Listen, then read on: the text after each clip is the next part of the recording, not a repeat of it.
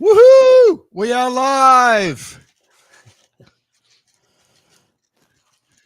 G'day, guys. G'day, everybody. We've got the great man. We've got Josh down here. G'day, Josh. How you going, mate? Good. How you doing, guys? Thanks for having me out. It's gonna be fun. Well, as they say in Australia, mate, thanks for being had. Yeah.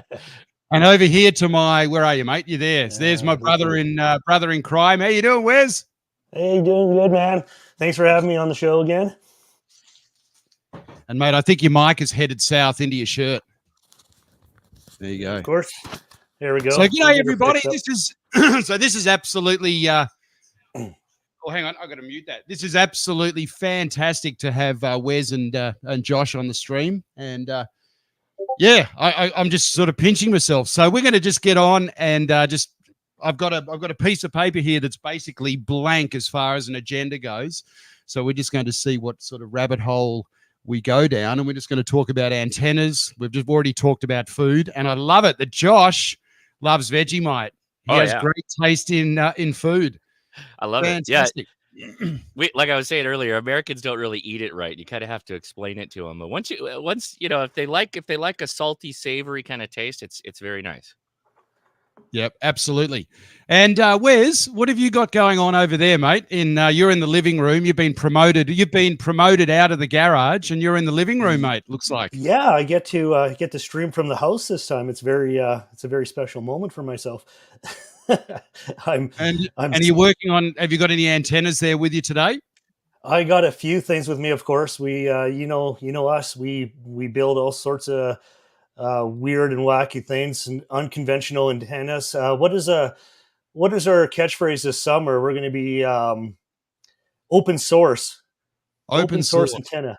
Open source is the whole idea about it. We want to build. We want to share what we're building. There's no secrets or anything like that. You know, you want to know how it's done. We'll give you instructions. You know, show you all the details on it. It's open source. Let's do it, and encourage anyone out there that wants to try it or make it better. Hey, I'm not, I have nothing. If I build something, you want to make it better, go for it, bro. You know, like let's make that tape measure better, or that beam on top of your minivan. I got a photo of that if you want. Oh man, I'm this close to going out to buying it, like one of those old 1990s jet skis and putting a beam on it. I really want to get that under my belt. So yeah, you know, there's a lot of stuff. We got stuff, all sorts of stuff here to share with you guys today with our antennas, and I think the theme today, or the theme this summer, is of course metal tape. Anything tape, right? And we got our friend here, metal tape, and another friend, our tape measure. And Simon will go over all the tape measure stuff. Yeah, there's the tape. Josh, you got any tape on your? I've actually got something. I've got something a little bit different. I was gonna show you guys. Yeah, so I've been playing around with copper surf strand wire for fishing. Check this stuff out. Oh, nice. And so it's very pliable, 30-pound test weight. This is 300 feet of this that you can get for, I don't know, less than $20 on Amazon. But check out how, like, oh wait, let me loosen it up a little bit. I thought I did a good job sealing it up here. Hold on one second. But yeah, it's actually pretty ductile when you get it out. So it's actually pretty loose stuff. And it's got a bit of memory to it, and it's stranded and twisted. Okay. Oh, that's the sort of stuff you'd use for bitey fish like mackerel and big pelagic fish that want that's like sea fishing. But then check this out: you couple it with a Amazon portable clothesline reel. Yes. So you take out this $6 reel. You can make dipoles, you can make end feds, and you could just have a reel of this somewhere, and you just hit it with markers. You could put shrink tube on here as where you marked it out for how many feet, and you just put it on here, and you could easily probably get down to 40, if not 80 meters. I haven't tested how much you can get on there, but it's pretty thin stuff. So I'm going to be playing around with that. And I've also been really into EMP cloth, we've been playing around with that. I don't know if you guys been playing around with that at all. Yeah, I've browsed about it. Yeah, so tell us Yeah. about it. So EMP cloth, you know, all those guys that are like, oh, you got to have the EMP bags for when doomsday Yeah. comes and shuts down the grid. Well, that material is conductive. So the you've already probably seen that J pole, that ribbon J pole. It's the Faraday or the Faraday antenna. It's just EMP cloth that's sewn on a flat webbing strap. Well, yeah. you could have all kinds of different options with that. Then with this cloth, you could almost just have like just a big roll of it. You could have like you know how you got your tree line, you throw your line in the tree. Well, just imagine you hook it up to a long ribbon in the same box, or just hoist a vertical up. And then the flip side of that is, how about a radial system? So instead of when you have a vertical, right, and you throw all these wires out, what if it was just a big beach blanket of EMP cloth? Yeah. And that works great. I've already tested it. It works fantastic. Oh man, you could you could put it on your jackets and hold your arms out, and you could have like a dipole. Yeah. So I may or may not have bought a couple of ponchos for potential experimentation in this area, but that's legit. You could do that too. Tents? Why not? Make a whole damn tent out of it. Yeah, well, exactly. Inside of it. Or a hammock. Exactly. Keep it about warm. There you go. A hammock. I like that. Now we're talking. So, mate, just curious, that spool you've got there, the spool of wire, how much is on that? 300 feet. So what is that? That's 100 meters, basically. So we got to convert it for the Canadians, Josh. No, I'm just trying to think. So 160 meters. Yeah, you could do over a half wave on 160 meters on that thing. Yeah, that's great. I don't think I'd run it hard for doing a full loop if we were going to do like a full wave loop. But for a portable setup, the way it's so thin, why not? Go nuts. Oh yeah, let her load her up, man. It's not a big investment, right? If you burn it up. Right, exactly. And that's half the fun sometimes. Yeah, absolutely. Exactly. No, I love that wire idea. That's what we have, some jewelry wire, some that you use, Simon. I do. Let me try. I didn't bring mine. I guess it gets really onto excuse me, HOA, being stealth. Yeah. And even at some of the parks, like the pota crew, such as ourselves, there you go, getting a wire out there that you're not really standing out, something bright, kind of hiding it a bit. Mm-hmm. And lightweight. Yeah, let's see this. That is cool. On a reel. So this Josh is this is an old plug caster. Yeah. an old plug caster from Australia used for barramundi. Yeah. And when I first came to Canada, I used it for salmon fishing. And then this is jewelry wire, and it's very, very, very low tensile. Yeah. And you got to be careful. If you do kink it, it will snap. Sorry about the green screen. But I mean, the cool thing is you can just unwind it, and you just, and then you just throw it up into a tree and just walk back, and boom. And then when you're done at the end of the day, you just wind it up like so. And our buddy Chuck from Coffee and Ham Radios had something like this that he put he either had a 9-to-1 on the bottom. And so I was thinking about, what about if you put one of these cheap little, a little ATU tuner, you mount this on the bottom of it. Right. Oh, there you go. There's your grab and go right there. And then, then while you're at it, you might as well get one of those telescoping carbon masks and glue that on the side. And then you could, cast out your antenna. You got the whole thing all jammed up right there. You'll be all set. Man. Yeah, I found it on Amazon, the stuff I bought. It's $26 for 300 feet of that wire. Okay. Not bad. Not bad. Well, and that's going to stand up much better to the test of time than this, because this will snap. Yeah, and that's stranded. Stranded wire is usually going to behave a little bit better for you, too. It's not going to stretch. You're not going to get all those issues that you get sometimes with solid core stuff. That's solid core, right? The jewelry wire? Yes. Yeah. Unplated, right? Just open. So yeah, but it's well, it actually is plated. It's anodized, so it's a pain in the butt. So you've actually got to find. So wherever you are, you've actually got to get a piece of steel wool to scratch off the quote unquote the enamel. I've seen you use your teeth before, so I don't think it's that hard. And you get desperate enough, you'll use anything. That's awesome. So, he talking about wires and stuff, you guys. Kind of not a question, but kind of a question to you, Josh. What is your go-to binding post or something to connect to these wires? You have something that you kind of carry with you? Like, it's always easy to bring wire and stuff, but what are you transforming your coax to some sort of bound, or what is your clipping method to get on those wires? So a lot of times, yeah, I've got a couple examples actually of that. So I Sorry to put like you on the spot, but no, you're good. I like actually it's hidden around. Oh, I could pull it out. It's right there in my little blue bag. But I like K6 ARK's antennas. Like if I'm actually going to do like a QRP type activation or whatever, I end up with a K6 ARK often than not, and it's always a backup. I've always got one. But what I started using, here, don't mind me. Let me close this knife so I don't cut my fingers off. But I've got this little bag here, and in it is my True SDX kit that I've been toying around with. But here's my K6 ARK antenna, and what I like are these tiny banana plugs. Have you seen these before? In fact, I probably have to get a lot closer for this.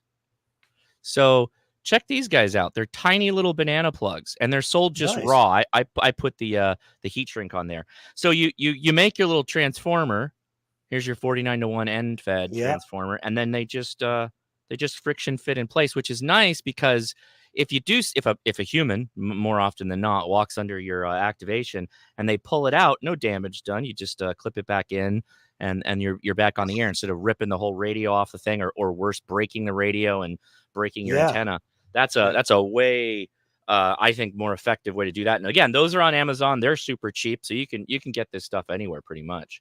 That's great. That's a great idea. Yeah, because I think it was. You'll see. I have a video I'm going to throw up in a bit. I went out and I forgot my little kit. Of course, I forget everything. So, of course, yeah. In my line of work where I'm supposed to be working and I'm playing radio, I do have a tool bag. I do instrumentation and testing and all that kind of stuff. So I had all sorts of jumper cables. But my main go-to would be, where is it in here? Is show up on the camera here. Well, I got two main go. I'll use one of these guys. Yeah, that's a mainstay. Everybody should have one of those in their bag. Everyone. And what is that, a BNC? That's a BNC male. Yeah, BNC. I'll turn it around here. So BNC, they're great. And the other backup is, of course, this little brutal thing here. Oh, buddy. that is a weapon of immediacy, right? You made that in the field. Yeah. No, I didn't. I made it at home. Come on, that's some quality. Oh yeah, red tape. I put the red. That's right. Red tape. I put the red. Yeah, I put the red tape on for the show. Actually, it was a little worse than this. But this part of the whole show here is what we're like, crazy antennas and stuff like that. Always having these things around. If you see some of my videos on my channel, you'll see I go to slides and stuff. And Josh, you're a little bit of inspiration on it too. I watched some of your early days, and you going around doing statues and all that kind of stuff. And the Willett antenna stuff. Yeah. Willett antenna, which is super fun. And honestly, that's proof of concept for me. I did that to encourage people to just have fun with it and play. And honestly, Simon, you've taken it to the next level, and I like what you're doing too. That, like, you're supposed to play around with this stuff. It's not going to be the most fantastic antenna ever, but if you never play with it, if you don't treat it like play, it feels like you won't learn anything because you're going to be unwilling to not do it perfectly. And everybody, particularly if you got like an engineering background, which I do, and I talk to engineers all the time, and they want to do it at like the highest level of quality every time. And I'm like, no. Let's start down here in the sandbox, just having fun, and we'll progressively get better as we go along, because we're going to learn a lot more than trying to stay in the textbooks, and make it perfect right out of the gate. So I love that. I love all of that. Yeah. Well, yeah. Well, part of my experimentation is I build stuff. I'll build it, and I'm a fixer. I fix a lot of stuff. So stuff that comes to me and it's broken, from multi-million-dollar piece of equipment to just something small. I'll fix it. So part of my stuff is I'll build it, and I won't build it perfect. It's I just kind of throw it together. Then I get out in the field and try fixing it or learn from it, right? And a lot of the stuff I put out, it does fail. It's like me and Simon knows a lot of stuff we brainstorm about doesn't hit the videotape at all, right? Where No. I got a question. failure. I got a question at everybody here. Do you guys do a lot of like MacGyvering in the field a lot of times? Like you just think to yourself, I'll fix it when I get there. I'm pretty confident. I know I can make it work. Do you do a lot of that? Oh, absolutely. Hey, Simon, yeah. no, Simon's in the backyard. No, I try not to. I try to do it in the backyard, and then I get it quote unquote working, and then I head to the park, and then it doesn't work, and then it's like, oh crap. So yes, absolutely. So that's what I mean exactly. So yeah, I do that all the time. And Josh, this has been one of the greatest things I would say in my whole ham radio career. And I want to shout out to Peter Parker who steered me in this direction of using terminal blocks. And basically, I just found a little short. Jumper. I see. Yeah. PL259 into the male terminal block. And then I've got a bunch of these that are interchangeable. So this here I use for the metal tape. I also use it for the tent pole beam. And then I have one that's on my tarp antenna. Then I have one that's on my as Chris digital analog ham, g'day Chris, as he calls it, the soccer field goals, the Ethernet cable, and I just be able to plug and play. So it's totally interchangeable. So in a sense of the MacGyver, or in terms of the MacGyver, you get down to the park and it really alleviates a lot of problems right there. I find. Yeah, you know, the power poles come in different colors other than red and black. And so a lot of guys will use like a blue one or a yellow one or a green one for like an antenna wire. That way they got everything separated. And that works great too. Those are also really good. Because again, you want something sometimes that if somebody walks under it or steps on a radial, it'll just come out of the connector and it won't be a problem. It'll disconnect, not, tearing your whole setup down, which is nice. Yeah. And just along the terms of the along the lines of the, I know we're all going to be running off to go find our weird. I know. So let's. Yeah, so basically, I did a video on fractals. So this is the first series of a fractal antenna using a metal tape. And Frank, do you want to make this full screen for a sec, there, buddy?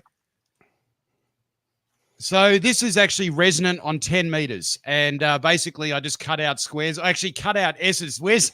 Thanks, Wes. You learned that in grade 3. I love it. I couldn't remember how to do these damn these patterns. Oh, that was like, it's really hard.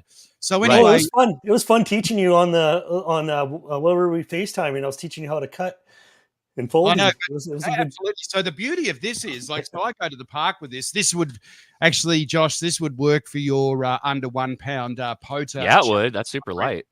So then you throw this in. It's just packing tape, and then at the ends, what I've done with the feed points is I've just left them like this. So then basically you can just grab clip on. Yeah. Clip here. And then on the other side. What's the total length the way you have it with those S's? Because you're saving vertical length by making it that S pattern, right? How Absolutely. Long is it? Let me see.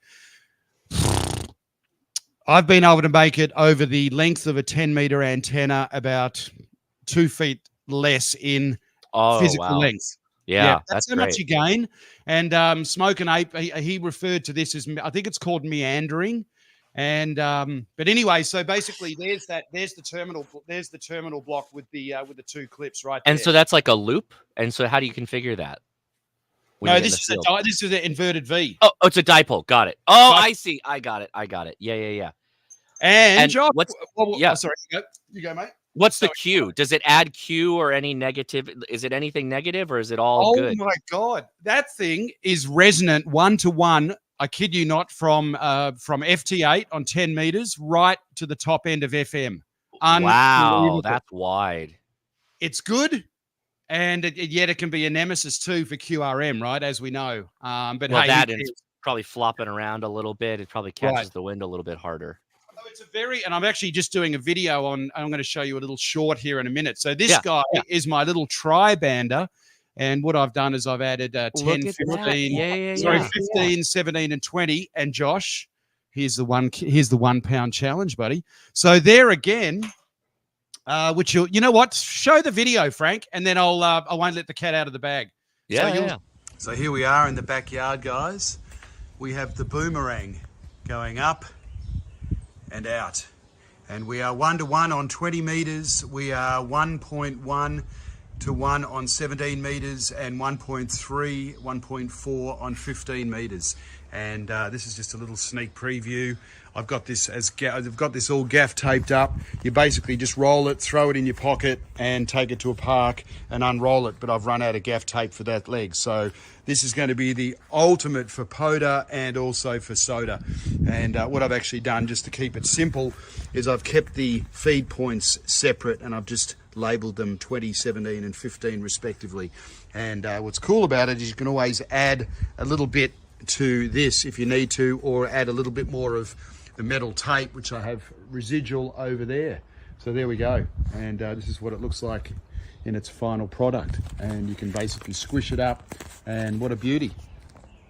Woohoo! And I made a bunch of contacts. Video coming soon.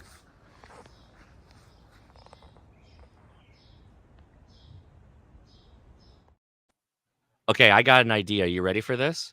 Yes. So what if, so you got that vertical part, right? What if Yep. you make a pocket that runs all the way up the length of it, and then you insert the telescoping mast through that? Ooh. Josh. Yeah. Right? Yeah, it's like Yeah, a sleeve, right? It's like you go when you're going down the street, and those guys have the like flags that are kind of like turned over a little bit. They got some torque on it. It says like car wash or Yeah. barbecue, whatever, like the restaurant sign style. Do that. You got a pocket goes up the back, like the spine. You shove the telescoping mast up there. That'll cut down some of the wind movement. Make it a little bit more Yeah. rigid too.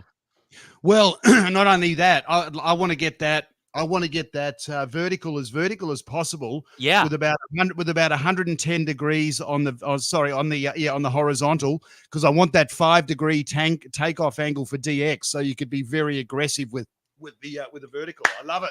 Yeah, that'd be cool. Woo! And then you could just use a different telescoping mast. If you got more elements, you can make it higher, lower, adjust it, whatever you need by adding sections. Oh man, it would probably clip onto the canoe very well too. Yeah. Then Holy Yes. smokes! I Yeah, love there it. we go. All right, the next video, right? well, I earned my keep for coming out. There you go. That was free. Yeah, thanks, Josh. There we go. Cheers, buddy. Do I need to send you some Vegemite? No, I know we're Yeah. good. We got Vegemite, we got Marmite. We're equal opportunity abusers, man. We're good. Oh, look at Duncan. Imagine a sailing boat had that antenna built into its sails. That would be amazing. Well, okay. So actually, you know what? I've got a question for you. And Josh, I'm not sure if you're if you have a background in maritime or no. I've lived near the coast my whole life, but no. So it actually intrigues me. You know, I like the way a parasitic array works. And I'm just wondering if sailboats, say the Ketch that has 2 masts, or what Duncan is saying, what about if you had a vertical on the canoe or a sailboat, and then you have another vertical within a quarter wavelength that's 5% larger in a parasitic form, but it's a vertical, not a horizontal. Now, would that work? Yeah, because it's basically it's a parasitic array, or you could do both, and then you could have a phasing harness. So you could have like it'd probably be mono banded, I'm guessing. So if you did like 2 vertical length 20-meter antennas, call them just equal, right? Like equal length. Yep. And then you'd use a split coax phasing rig. And there's math to do this. In fact, Callum, DX Commander, has a whole bunch of videos on it. One would be slightly longer than the other. And you want the reflections to basically be equal time, that as it's coming back, it's giving that forward gain to the forward or the driving element, even though they're the same length up. I did that with my Christmas lights antenna. I made a 40-meter phased array, feeding both of them with a phasing harness. So both of the lights, the strings of lights going vertical, were going off at the same time, but it was providing forward gain to the east from California with Christmas lights. So it was completely stupid. Yeah, no, it's not. I wouldn't say that. I think you're on the right show. You don't have to call that stupid. Well, I mean, it's stupid in the sense of it is an antenna, but it is the least efficient antenna possible. Well, speaking about least efficient antennas, because I gotta step up to the stage where my antenna that I've been working on, and Yeah. One of the many antennas that are sitting around my house. I was kind of like with Simon. We're talking about fractal antennas and all that, and we're really trying to. I guess we're going against the grain. We're kind of making stuff not work. We want to use, I guess, what will be inefficient or detrimental to our antenna as something that's going to work for us. And part of it is, I guess, coupling. Having your spacing too close, possibly coupling, affecting antenna performance. Mm-hmm. How that's going to work. So, as such as ourselves, we like to go out and just try it out in the field. And I came up with a metal tape. It's on a 3/4 inch piece of PVC piping, about 6 feet long. So I had to tell Simon this about 20 times. So I'll see if I could. He's like, run it again. Yeah. I'm going to grab it here. Let's see if I can get it in the shot here. Got a tube with the tape on it. Okay, got it. Yeah. So here we go. We got it. And I don't know if you're going to see this or not. Hey, you want to go a close up on it or something? No, I see it, but yeah, for people watching. So what I have is this tape. We'll see on the end if it shows up or not. Yep. See where it kind of goes around and backs over again. So it's one unbroken piece, but it's around the PVC pipe. Yeah. So it goes up and down. So we go up 6 feet, across an inch, back down 6 feet again, and back up again. Total length about 19 feet. Okay. Of tin tape. I was hoping to do 20, and then 20. There must have been some sort of coupling or something. I was getting 17, and I do believe 10 was getting close to 2 to 1. I'm not as efficient as Simon. Simon could sit there for 2 hours getting his 1 to 1. If my radio is not screaming at me, I said, screw it. I'm activating this MF. It's like What was your SWR on 10, if you remember? It was 1.5. I mean, that's not bad. Do you ever do like an RNX calculation to see like where the resonant spot is versus the resistance? Yeah, I'll use my nano VNA on it. I'll sweep it. Okay. If anything, I carry that thing around with me. I sweep everything. So last year, my wife caught me sweeping the gutters at the rental cottage. But that RNX value where you can see where the dip is for resonance, where you get to 0, you're aiming for like 0. Yeah. Because that'll tell you a lot on what's potentially happening. But you're likely just picking up the weird harmonic, right? Exactly.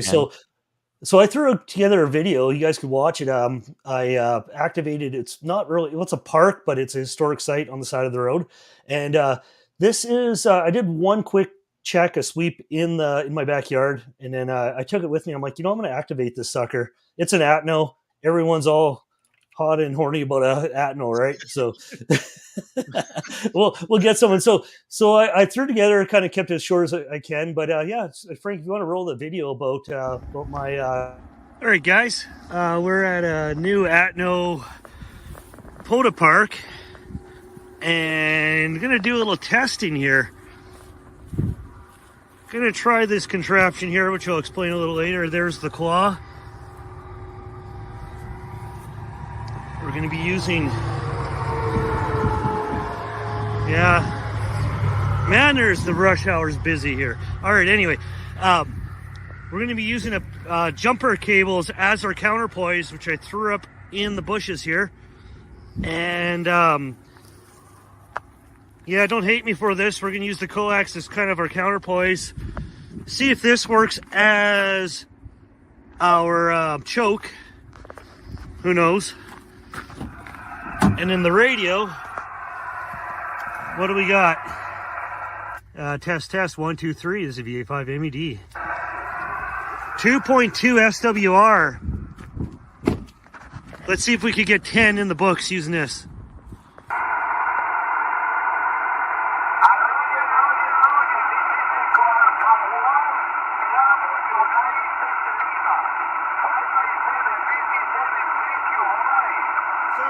Thank you. Roger, verifying. QSL. Here is Echo Alpha 1. Alpha Foxtrot. I have you 5-3 Spain. 5-3 Spain today, QSL. QSL in the 5-3 Spain, right on. Hey, I got you a 5-1, 5-1 into Saskatchewan today. Roger, roger. Thank you very much for the call. Have fun. 73. Hey, 73's in good DX, ciao.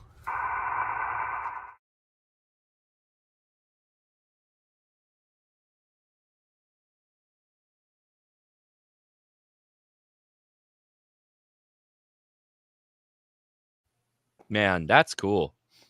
Oh, it's just that's part of it, right?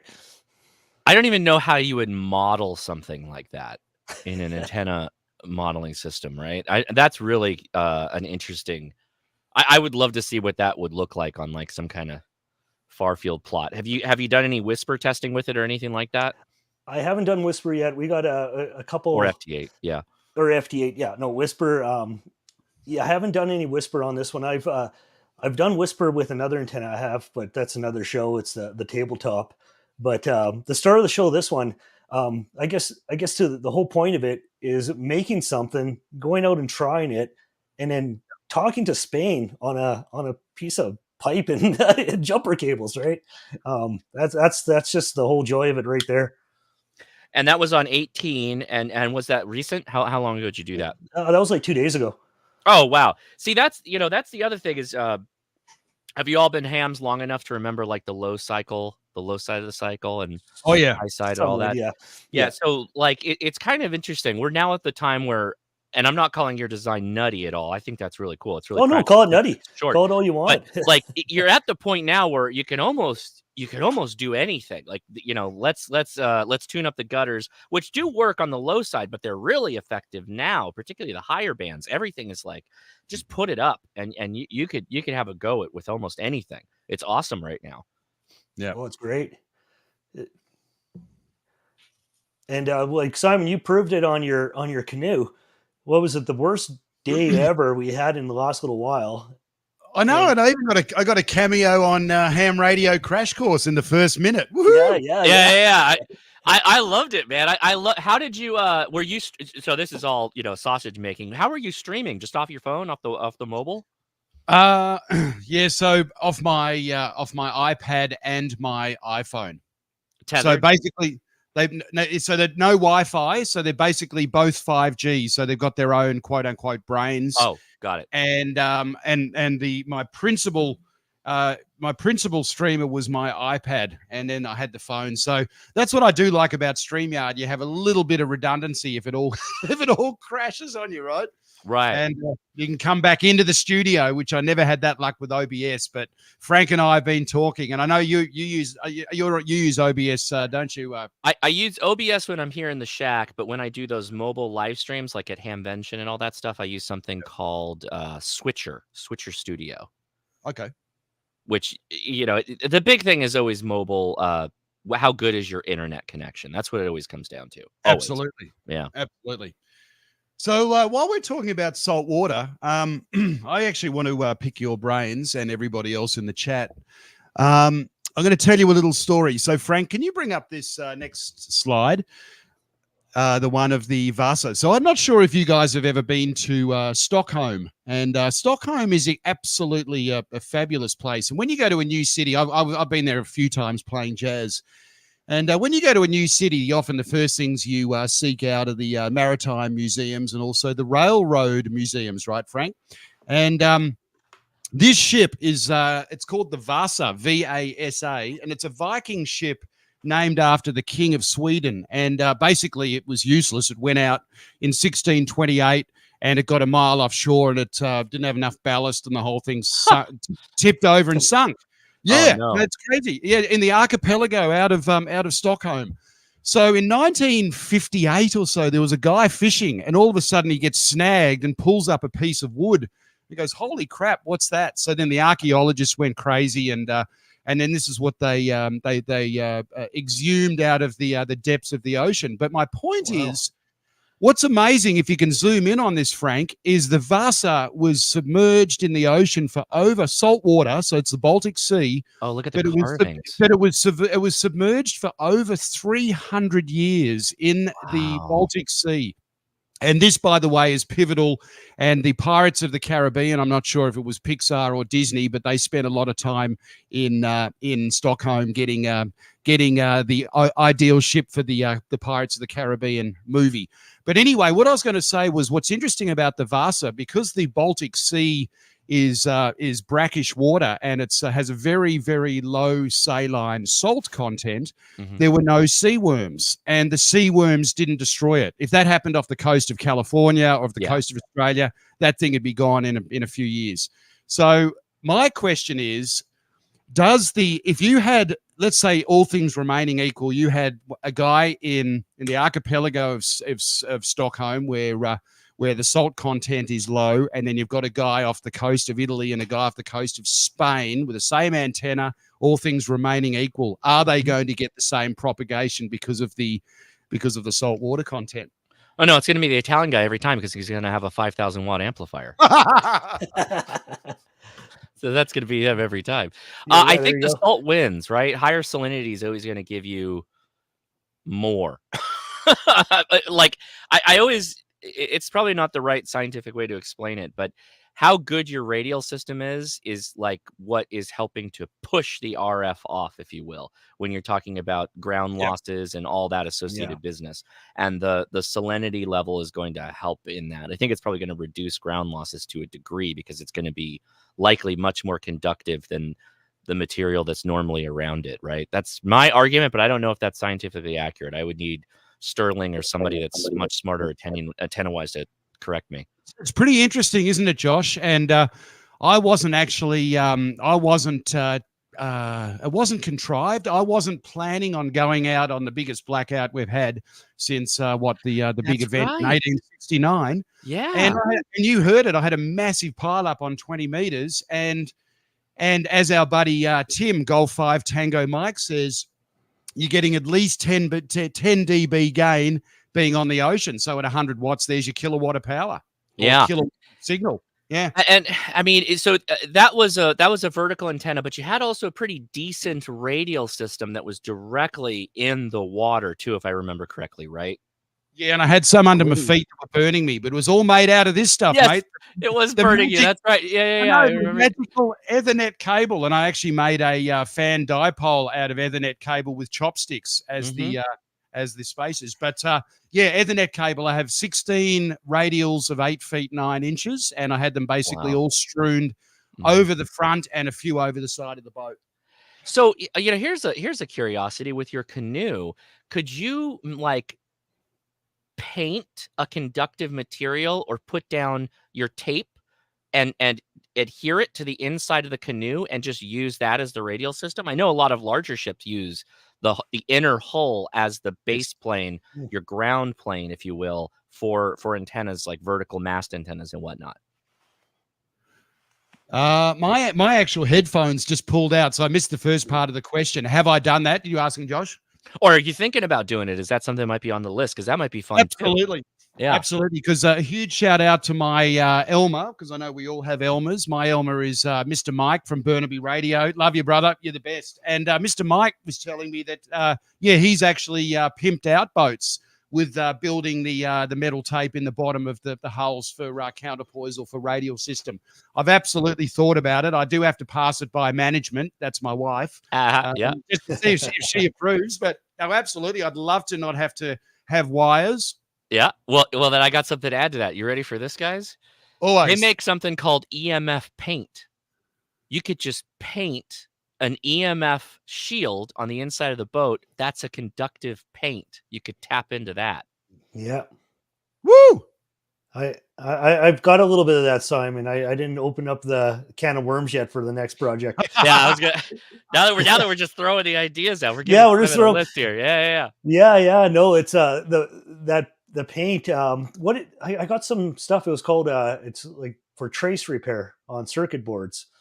So it's basically. Yeah. I mean, that might be a little more expensive than this stuff. This stuff looks like that stuff probably cheap. A little more. It's a nickel conductive paint, and you can now. I don't know, comparison to the skin effect of wire, what the difference would be once it's dried, what the actual material is, if it's fully homogeneous metal, right? Like it's making a good electrical, connection, if you will, across the body of it. But it's worth a shot. I got a buddy who's like, I'm going to paint a J-pole on the side of my garage and see if I can tap it off and see if it'll work as a 2-meter antenna. Yeah, right. Exactly. Ham radio lady. You got it. Yeah. Way to go, Kim. Exactly. Absolutely. I picked up a can of that galvanic spray, I guess, for galvanizing, cold galvanized spray.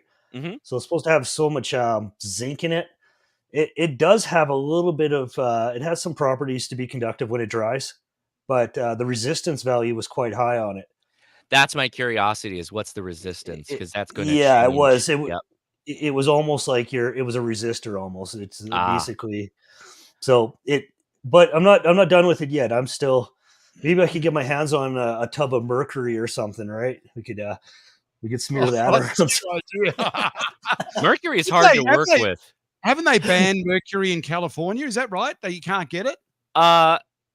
I don't know. I've never even looked that up. But we've got a long storied history with mercury, because that's how they used to recover gold during the initial 49ers era gold rush, because their process was so bad, and their recovery efficiency was so low, they would end up just throwing mercury into whatever they thought was gold bearing ore that they had sluiced up or whatever.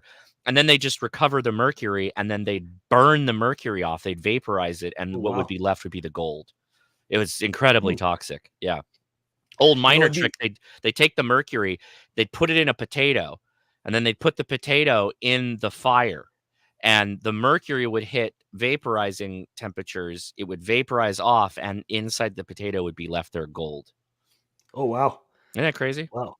Yeah, that's crazy stuff. I always thought if you could make a vertical antenna out of mercury, in a glass tube, and then heat it up or push it up, and that could basically tune your antenna by the height of the mercury. Band changes by temperature? That's crazy. But I need to check some of my sources. We'll see where I could get that pail of mercury. I heard California might have some, right? Yeah, we have it lying around, because apparently we banned it, so you can't You'll find it in a potato somewhere. Right. Don't eat that. Yeah, that's how the brain works up here. Will that antenna? I don't know that I would take it that far, because messing around with mercury is not a good idea. I'm at a pota park, and this is just a mercury antenna, sir. That's a good way to get pota banned from parks if we have a major chemical disaster because a 5-gallon drum of mercury got loose. Yeah. It got loose. Yeah, I don't know what happened to that. That's crazy stuff.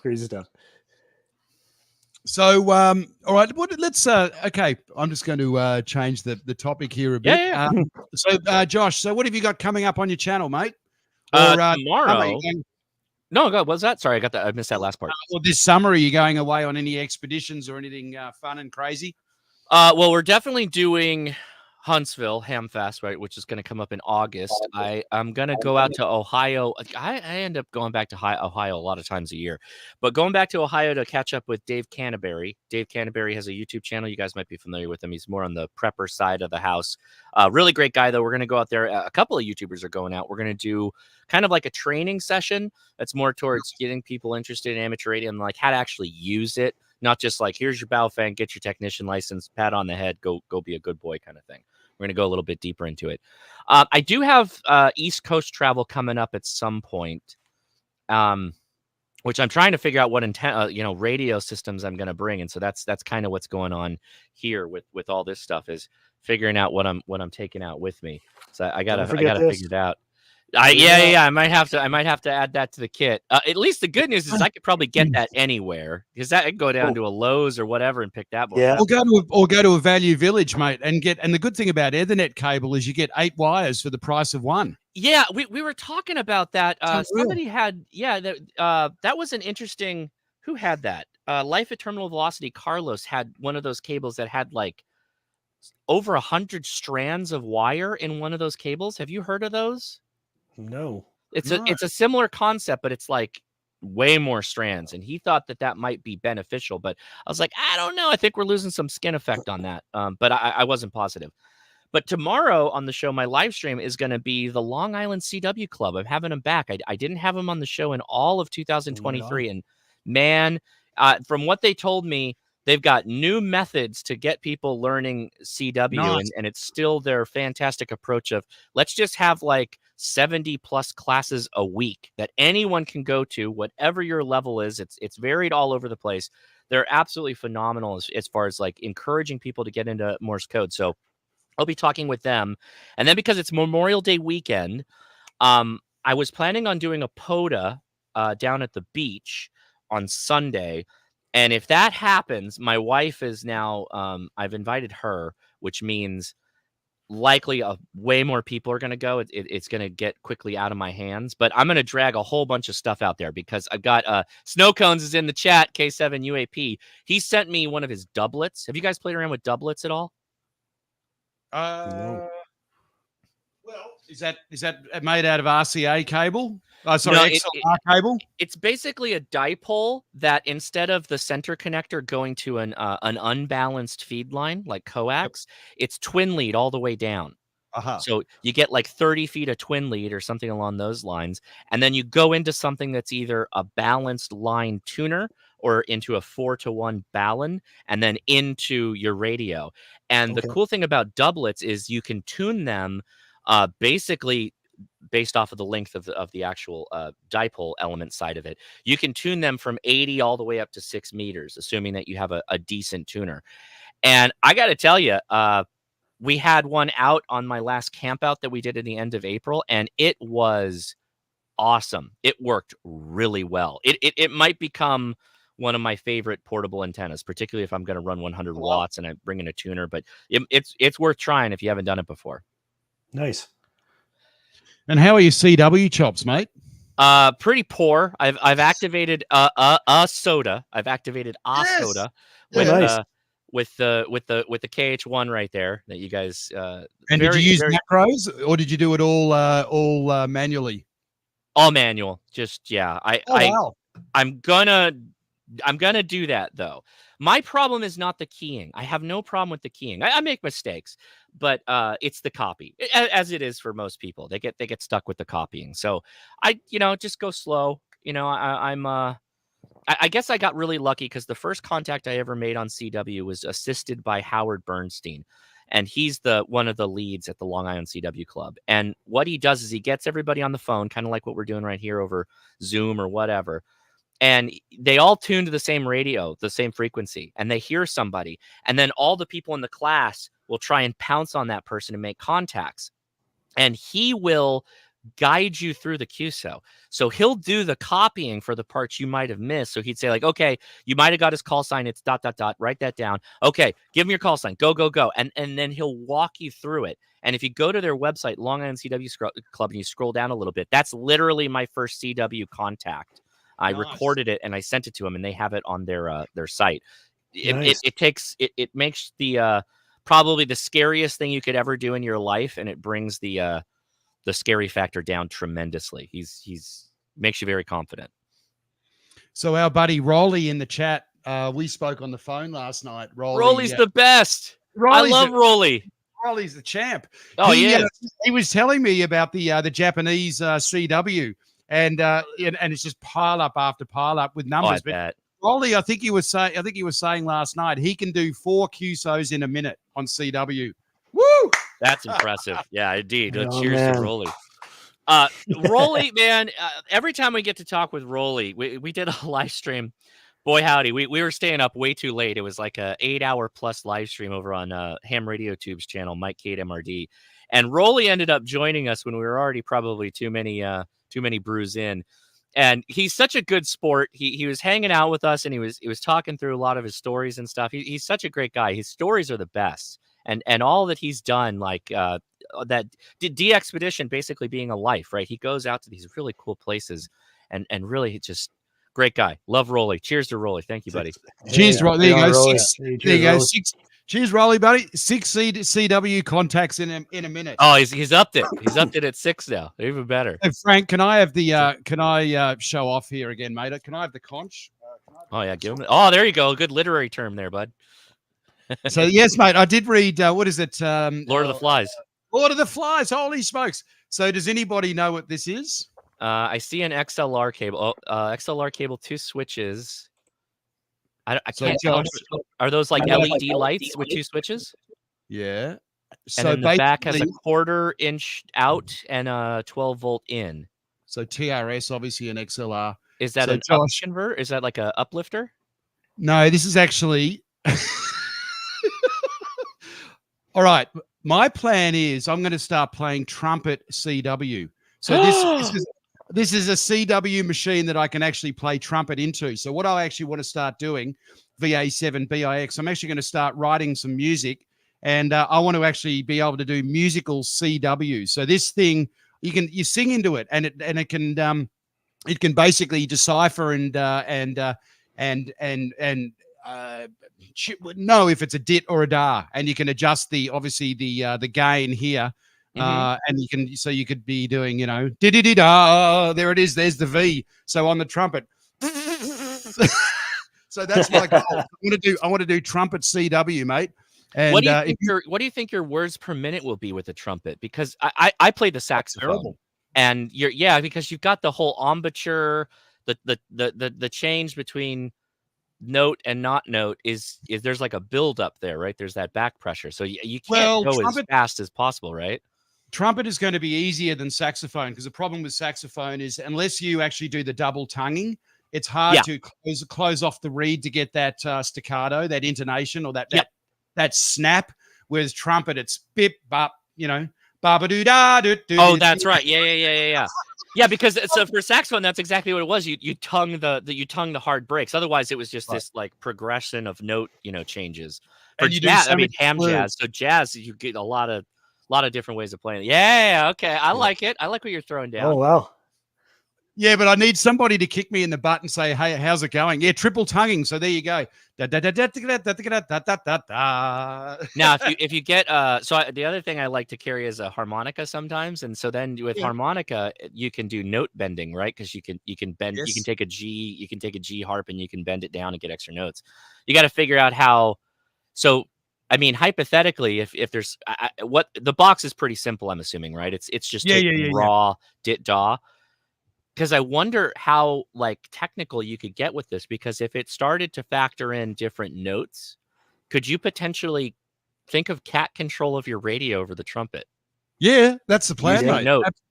Absolutely. Yeah. Okay. So you've already. Okay. All right. I like it. Yeah. So what I actually plan to do is I want to write some solies. The ultimate for me would be able to take this to a gig. I've got a swing dance gig tonight, but I'd love to be able to take this to the gig tonight, set it up on the stage, play to a bunch of swing dancers, and I'm calling CQ Pota or CQ, with my call sign on this. And da di da di da da di da da di da di da da di da da da. Yeah. That's awesome. That's cool. You'll be able to pick out all the hams in the crowd, right? They'll be nodding their head. Well, Doug, so VE7 DF said, the guy that I do a lot of activations, he's on the gig tonight, and he's about up to 25 words a minute. So we often, if we're doing a gig that we don't necessarily like, we start talking in CW terms, sort of under sort of the radar. But my wife is on drums. Oh wow! She's wow. like. She's like, awesome. Stop it. She said, stop it, you two. You don't know. There could be a ham out there. It's true. The wife's going to help you not get yourself in trouble. That's my case. My wife is always there to bail my ass out because I'm always going to get myself in trouble. I love it. Yeah. Oh, that's cool that she plays the drums. That's awesome. And so does my daughter. And she is unbelievable. So she's got a first gig next weekend. There's a big event here called the Oak Bay Tea Party. And yours truly, I'm the MC, so I'm the BSer on the microphone. And I get to announce my daughter. She's playing in an indie pop band on drums.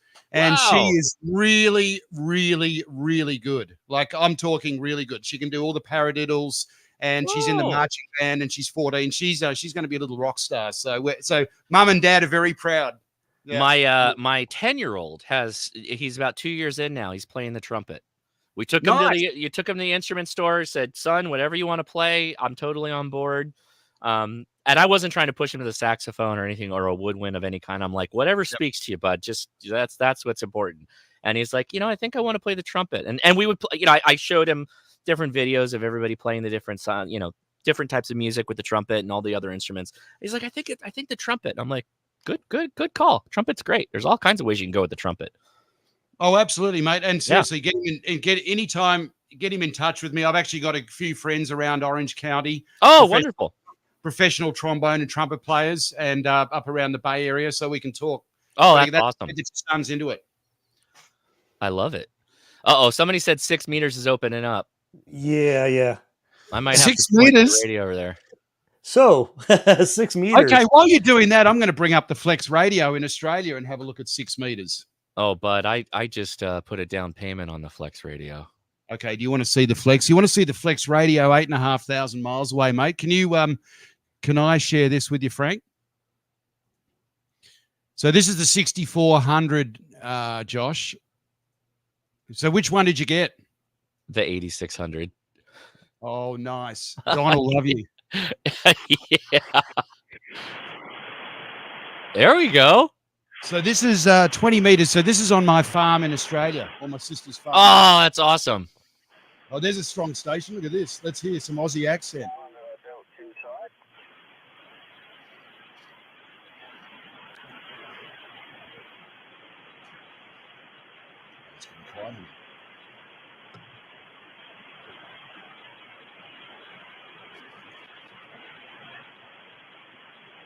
He's disappeared. So you'll love it, mate. It works well remotely. Yeah.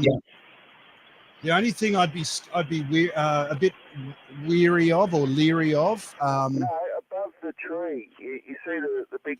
There's an Aussie accent for you. Yeah, big signal. It doesn't have a watchdog, Josh. Maybe the 8000 series does. But it doesn't have a watchdog. And once upon a time, I was running 100 watts FT8 through this, and it ran away on me. Oh, And, wow. I had to get my sister's neighbor to run over to the house to go and disconnect the whole thing. So I think that's why they like you guys, if you're doing remote, to have a connected Ethernet connected power switch.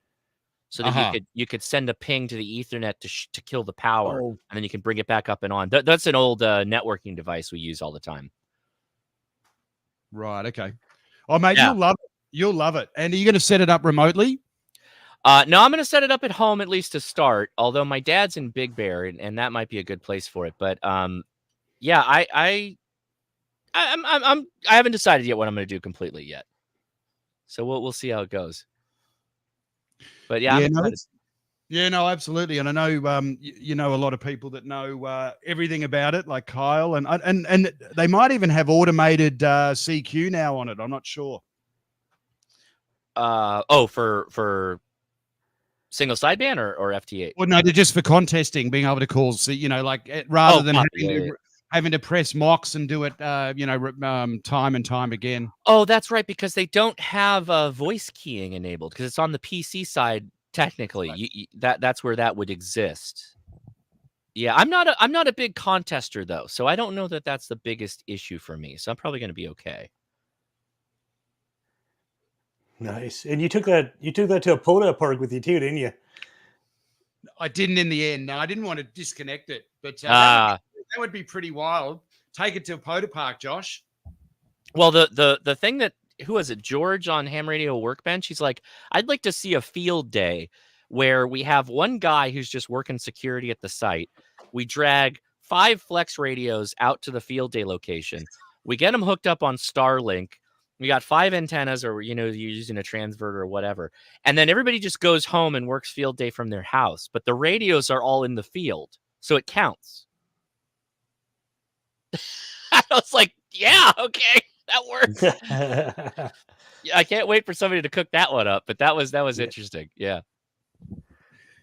All right, guys. Well, we're gonna wind this up soon, but I just wanted to I put it out to the Discord today. Just a couple of questions. If anybody had any questions that they would like to ask Josh. So the first one I have to ask you, mate, is: do you like pineapple on your pizza? Absolutely. Yeah. There you go, Charlie. Did you hear that? Absolutely. I'll eat just about any pizza. I like pepperoni anchovies. I like just standard pepperoni. I like a good cheese. It's got to be a good cheese though. And yeah, pineapple's fine. All right. And the next actually question from Charlie, is there an estimate of how many folks you have assisted in getting their ham license? I wish I knew, because I'd tell y'all. Believe me, if I knew that, you'd know. No, I don't. But I think it's a big number now. I think it's actually a pretty large number. And you know what? I'm just happy they're out there. That's the most important thing, to be honest. Yeah. Well, you're an absolute inspiration, mate. What you do for this hobby is, incredible. We're just having fun. Truly, I'm just having fun, and the fact that I've just been able to do it and people like it, it just feels good to keep doing it. So yeah, I appreciate everybody that watches and comments and all that other fun stuff. So it's fun. I mean, what can I say? It's a wonderful hobby. It's amazing. The community's been awesome, and just how could you not want to be on YouTube helping people get into this hobby that you enjoy, you have so much fun with? There's so many avenues to explore. It's just amazing. Yeah. What about yeah, you? the CVE group, huge shout out to them. Literally, you guys, if you go to, I know you got your Discord, but we also have a Discord. There's a ton of Discords out there. But if you go to our Discord, and you can get to the link from any one of my videos, and you go to, what is it? Testing questions, I believe it is. # testing questions. And you just go in there and just say like, hey, I'm interested in taking my test. We've had people that popped into the Discord, went to that testing question, said, I'm interested in taking my test, and they were in a Zoom within minutes testing for their license. They had the license shortly thereafter. The HRCC VE team is one of the best. I don't know that there's any VE team as fast moving and can help as many people as they do. It's insane what they can do. It's awesome. Wes? Yeah. Okay. To me. Yeah. Well, no, thanks, Josh, for joining us tonight. This is awesome. Yeah. Yeah, for my stuff this summer, we're going to, it's going to be ham related, but it's going to be more, I'm going to be focusing on alternative power supplies. So okay. I've been searching the internet and all these kind of unorthodox ways of getting power, not solar power. It's going to be a little bit beyond that. So you're not rubbing two sticks together. I'm going to tell you. So it's wood gas. You've got a wood gas power generator is what you're doing, right? Yeah, it's going to be something where I could enjoy a pot of soup and play radio at the same time. So that's kind of that's what I'm going to say right now. Josh, you're probably getting close to what it is. Yeah. So you probably know. Getting the exercise. So there's all sorts of different little off-grid power supply ideas I have. Haven't tested them yet, but I'm going to try it. That's part of the ham radio.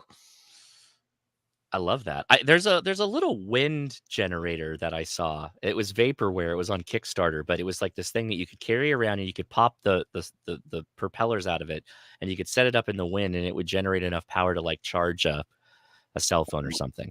But then I was thinking to myself, I'm like, put a buck converter on that. You can run a QRP radio hypothetically. I'm like, oh, interesting. All right. Yeah, exactly. So you know what? Give me an idea. Maybe I should get a gerbil and a little gerbil wheel thing. Maybe I could get a gerbil to call CQ for me, run enough power. That's a pretty good idea. Yeah. So Wes, what we do have to do this summer, mate, we need to do a live stream. Josh, I'm not sure if you've seen the tape measure antenna that I use is a vertical. I haven't seen that, but I've definitely used tape measure in the past. I love that. Harbor Freight, everybody. You held up a really good Milwaukee. Don't cut your good Milwaukee. Go to Harbor Freight or what is it, Canadian Tire. Get yourself the cheapest tape measure, like one of those bargain basement pack in. Buy an Apache case, get a tape measure, rip that sucker open, and go to town. Tape measure's great. Yeah, I love using those. I've got 50 tape measures in here. Yes. Look at that. Box. I do. I don't know where I'm going to use them. Look at that. How long are they? 15 feet? Okay, so they're cheap and cheerful from China. It says they're only 6 feet long, but they're actually 8 feet. So because what happens is the riding stops at 6, and then there's at least another 24 inches. Right. So I can actually, you know what? They're even more than that. So I'll be able to get my 8 feet 9 inches of these. Uh-huh. No, I've got 50 of them. Tape measures. So I mean, that's a whole radial system right there. Absolutely, mate. Yeah. And that was on. But what we're going to do, Josh, Wes and I, we're going to set up the tape measure antenna. We're going to absolutely try to make it as a blueprint to blueprint, and we're going to work on comparison of like, where are you resonant? Well, I'm resonant at 72 inches here for 10 meters, and I'm right on the ocean with my geological footprint. What do you look like? Landlocked 1,500 miles away, and he's going to do exactly the same thing. So we're going to mimic the systems and try to make them as objective as possible, and just compare, apples to apples, but with a different ground, different environment, just to see what it looks like. The ground composition is huge in antenna building, particularly for verticals and radial systems. Yeah. Ground composition changes everything. It's really interesting how that works out. It does. Yeah. I'll turn the sprinklers on at my QTH, and it'll change my how I'm getting out, my ground. Yeah, if my ground is all dry and stuff, or just like let the dogs go piss there. Get that. Get it on there. Yeah, get it on there. Right on the radial. Piss on that ground. Let's get that saltiness. I want to get out. Now, see that's a pathway that leads to you in the backyard with after a couple of beers, and that you're peeing on your radial system, right? Hey, we're not. I'm using the dog as an analogy here. I can't get this DX contact. Hold on, let me go to the backyard for a second. I gotta.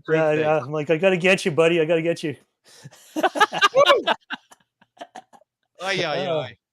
That's why grass is all yellow. Jeez, too many beers.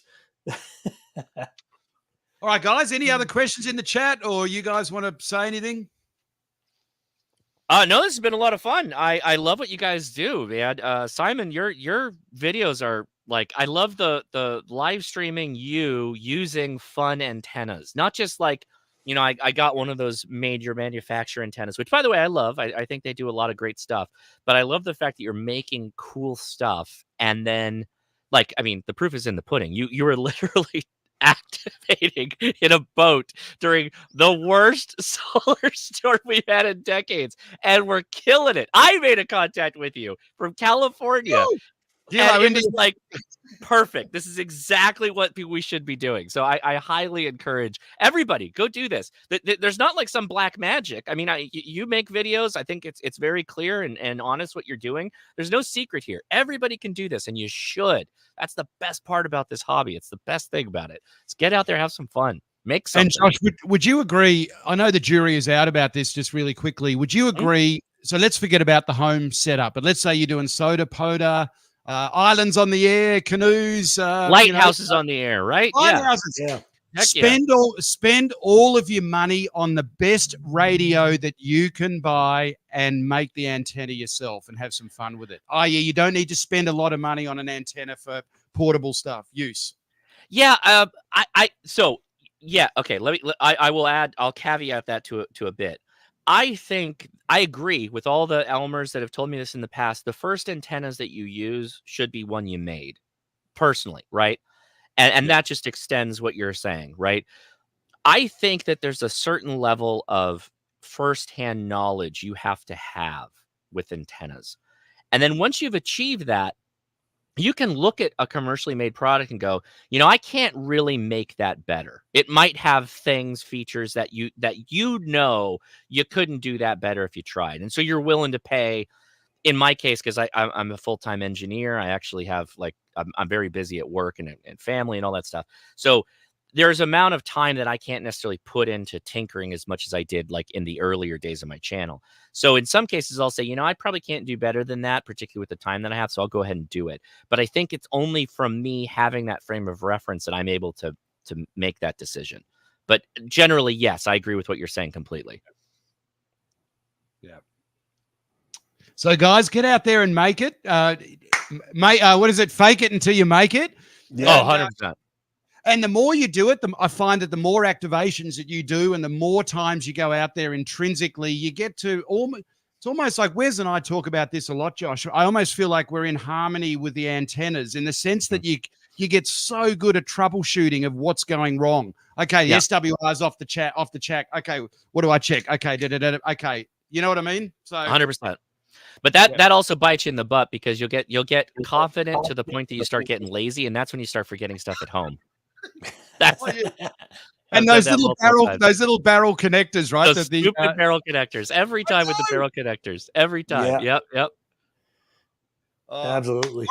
All right, guys. I've got to run and get my my daughter and head off to a gig. But I really, really, really, from the bottom of my heart, I want to thank Wes, my brother Wes, and my new pal. I can say it. I've been on the street. yeah, absolutely. The great man, Josh. Thank you. You keep doing those pota activations. I'll keep hunting you, man. Particularly when we're live. Those are great. Good job. Keep doing it. Thanks, mate. You're a legend. Thanks, Wes. Thanks, Wes. Appreciate it. Thanks, guys. All right, guys. Everybody, we'll see you when we're looking at you. And bye-bye for now. Woohoo! 73.